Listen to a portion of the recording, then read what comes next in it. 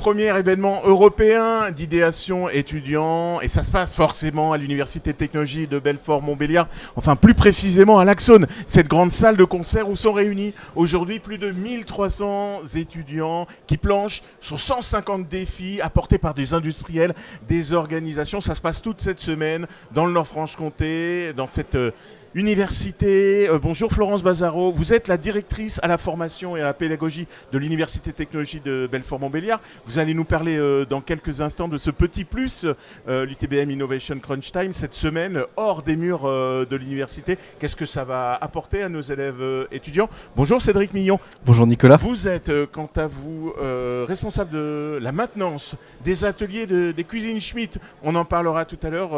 Le premier producteur de cuisine équipée Made in France. Mais tout de suite, quand même, pour vous mettre dans le bain, on va aller au cœur de l'UTBM Innovation Crunch Lab, de Innovation Crunch Time. Pour ce premier jour, c'est lundi. Que se passait-il aujourd'hui? On regarde ça en images.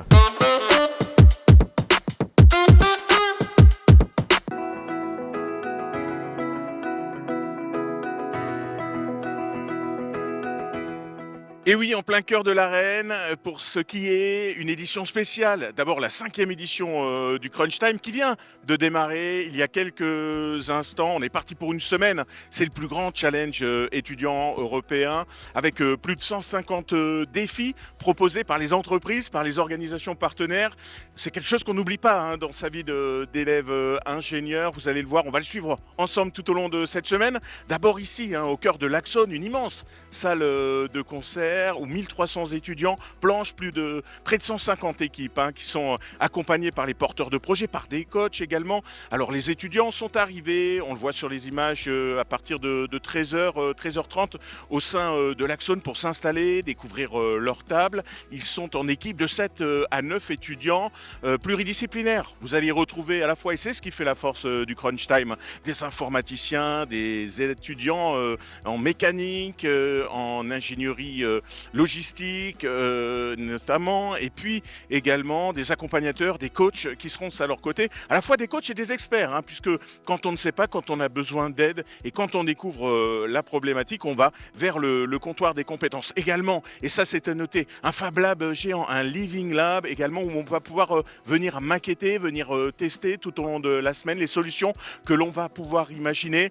Alors ces coachs, les porteurs de projets notamment, ont été formés tout à l'heure. Ça, c'était dans les coursives de l'Axone où on a pu leur expliquer un petit peu comment les étudiants allaient pouvoir travailler à leur côté, imaginer, pourquoi pas, de nouvelles solutions qui, peut-être, un jour ou l'autre, poindront au sein de leurs organisations ou de leurs entreprises. C'est déjà arrivé. On parle de décarbonation, on parle de transport, de mobilité, bref. Et puis, je vous invite, tout de suite, à aller faire un tour du côté d'une table. C'est la première table qu'on va découvrir tout au long de cette semaine. On vous présentera des projets différents, des étudiants également qui participent à ce Crunch Time. Aujourd'hui, on est dans l'immersion, on est dans la découverte des projets. On va se rapprocher d'une équipe, les Cosmos, plusieurs origines, mais une seule destination. Bonjour, enchanté. Bonjour. Bonjour, c'est Forvia ici, c'est cela? Exactement, Forvia, mais il y a beaucoup de Forvia tout autour. Alors, je crois qu'on a une dizaine de projets de challenge qu'on a proposés aux étudiants. Forvia en 2 mots?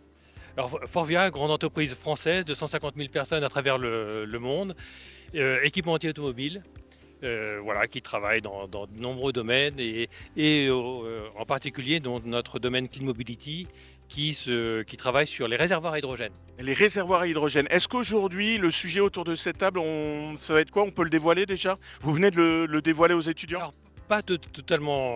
pas complètement encore, mais le sujet c'est sur l'IA générative et comment faire un effet waouh, comment convaincre de l'intérêt de l'IA générative. Alors l'IA, c'est l'intelligence artificielle. Est-ce qu'il y en a d'entre vous qui connaissent l'intelligence artificielle?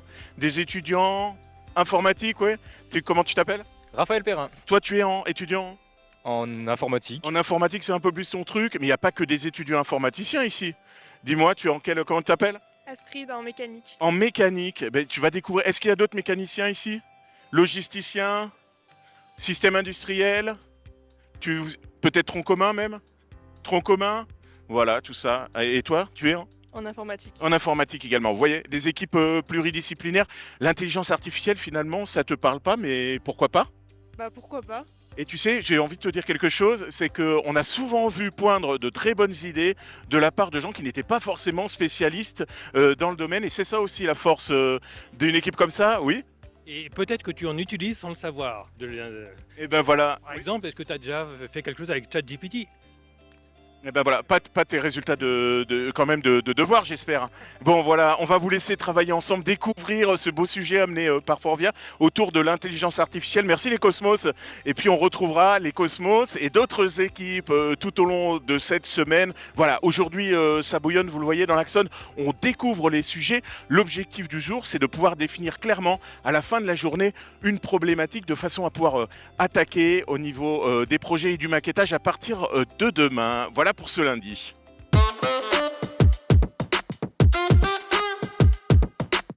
Voilà, vous le voyez, ça bouillonne, c'est le premier jour. Les étudiants sont arrivés. Ils planchent sur 150 projets, 150 équipes, 25 kilos de 6 équipes.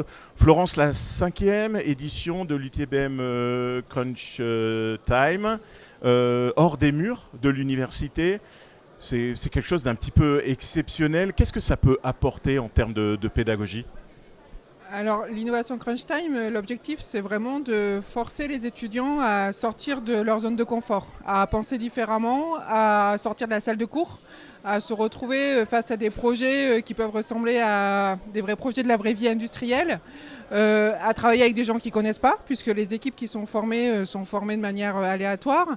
Et du coup, c'est rencontrer des collègues qu'on n'a jamais vus et devoir, avec eux, pendant une semaine, travailler sur un projet que parfois on n'a pas choisi, parfois qui ne nous intéresse pas.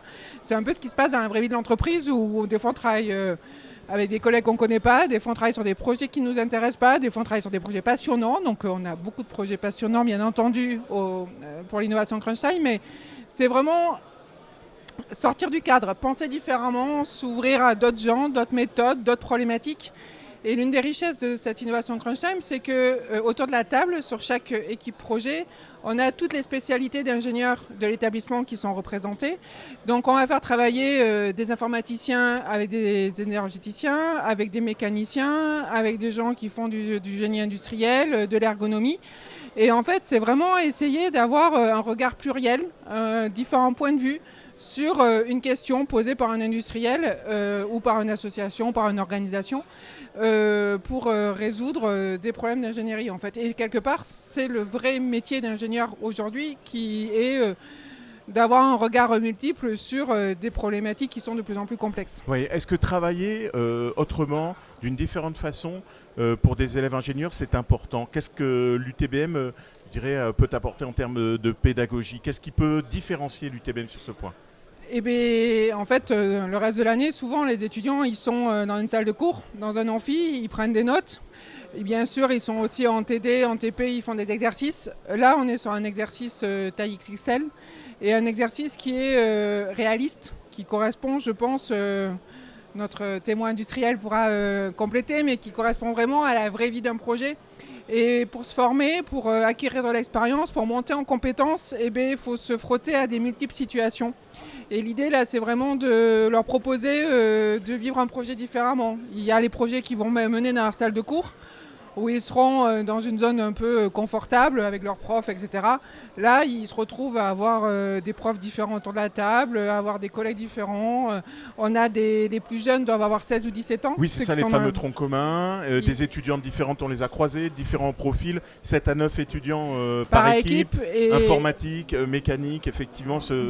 Cette diversité, et puis oui. Tous les âges, on a des premières années comme des cinquièmes années, des jeunes de 16-17 ans pour qui c'est la première expérience vraiment différente, qui sortent du lycée, et puis d'autres qui sont là depuis 5 ans, qui ont fait un stage et qui du coup ont une expérience différente, et c'est aussi les faire se croiser, les faire dialoguer, se donner des conseils entre eux, c'est aussi quelque part de l'enseignement par les pairs en fait, c'est que chacun apporte à l'autre, chaque spécialité apporte à l'autre, et c'est là aussi où c'est super intéressant pour eux. Et ben voilà, c'est validé par la directrice aux formations. C'est validé. C'est validé.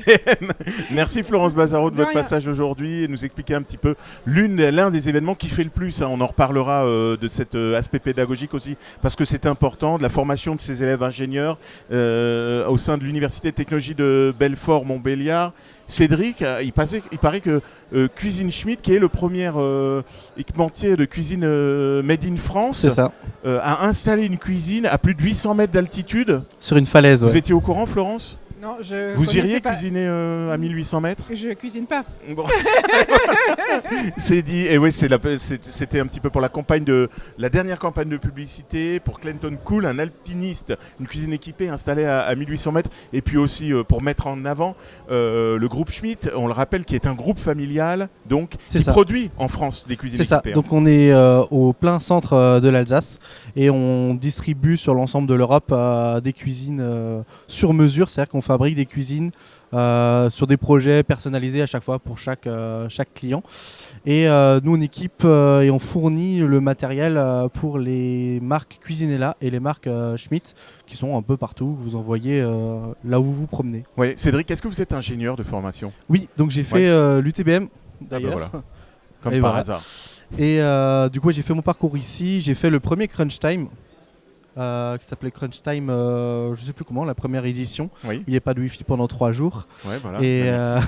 c'est ce que j'ai On l'a remis en route, hein, le Wi-Fi. Ok, vous nickel. inquiétez pas. Et du coup, bah maintenant, et on fait une petite progression chez Schmitt Group. Je me suis retrouvé dans des réunions où on se posait des questions sur des sujets et on cherchait l'innovation. Et du coup, c'est là qu'est venue l'idée de revenir de l'autre côté de la barrière, proposer des sujets pour l'école. Ouais, vous êtes présent, vous êtes partenaire de l'UTBM de longue date, présent au congrès industriel organisé par l'UTBM. Oui. Pour les étudiants qui rechercheraient des stages, vous êtes des emplois, vous embauchez, vous en êtes la preuve, des diplômés UTBM, ingénieurs au sein de Schmitt Group. Avec Oui. quoi êtes-vous venu? Quel type de projet vous nous apportez cette Alors on année? est venu avec 2 sujets cette année. Un sujet sur de la RSE, donc comment moins jeter, et en plus c'est un intérêt économique pour la boîte, donc quand l'économie va bien avec l'écologie, on cherche à réduire nos chutes. Donc quand on optimise les différents panneaux pour fabriquer une cuisine, il y a toujours une partie qui reste. Et on ne sait pas quoi en faire. Et alors soit c'est réutilisé dans nos process, soit parfois c'est jeté. Et du coup on cherche à optimiser ça, soit trouver d'autres usages pour ces chutes, soit d'optimiser l'algorithme qui fait ça.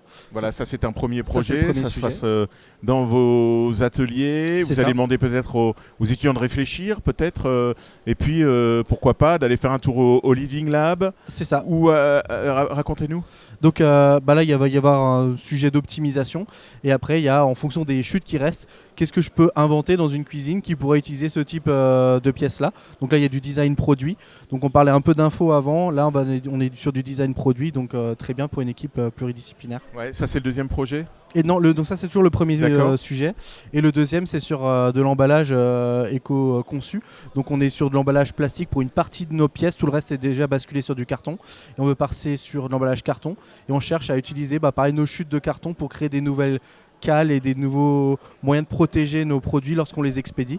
Et c'est aussi là qu'on cherche des nouvelles idées innovantes. Ouais, pour décarboner notamment, pour éviter C'est ça. le suremballage. Mhm. Et puis les chutes, donc, on avait parlé de cette cuisine. On l'a pas dit, effectivement, il y a toute cette salle, l'Axone, mais il y a également, Florence, l'Open Lab, racontez-nous.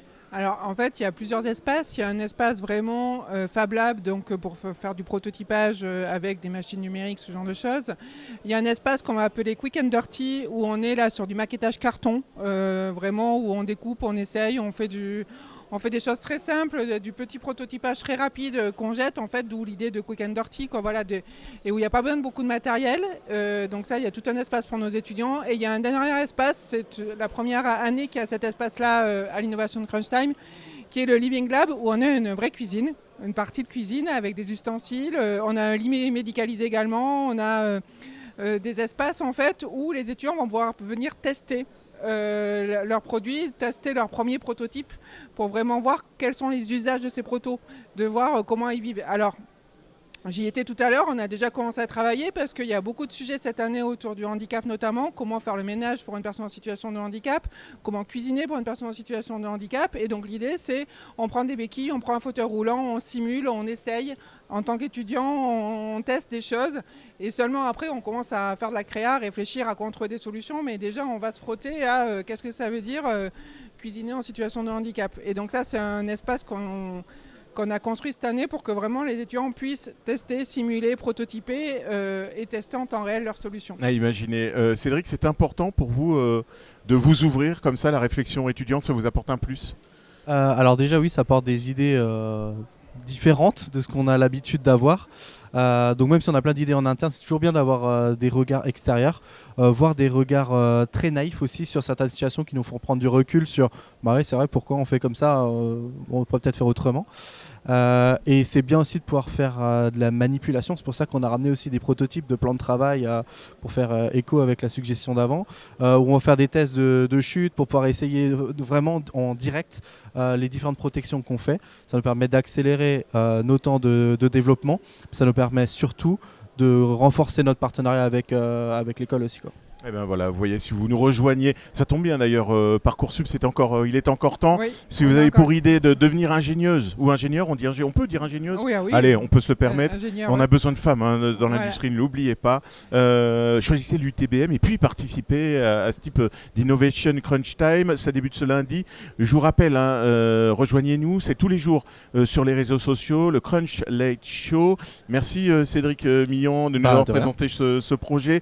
On en a parlé des cuisines Schmitt aujourd'hui, on a parlé de la santé également, de la mobilité, de la décarbonation, de l'énergie. Tous ces sujets, on va vous les présenter durant toute cette semaine. Merci Florence Bazaro d'avoir été à nos côtés aujourd'hui. On va pas vous lâcher tout de suite, on va vous envoyer dans la boîte à questions. A tout de suite, quant à moi, je vous donne rendez-vous dès demain, 18h, sur les réseaux sociaux de l'UTBM. Bye bye et bon crunch.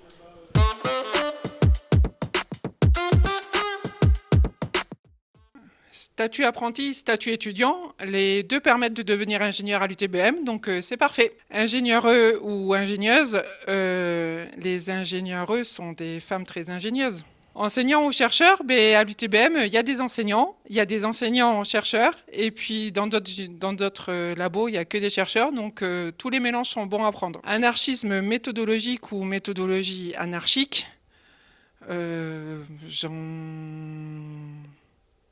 l'important, c'est de sortir du cadre, donc qu'importe la méthode. Je faisais quoi? Question anniversaire UTBM, vous, il y a 25 ans. Il y a 25 ans, qu'est-ce que je pouvais bien faire? Comme je suis beaucoup plus âgée que l'UTBM, j'ai oublié.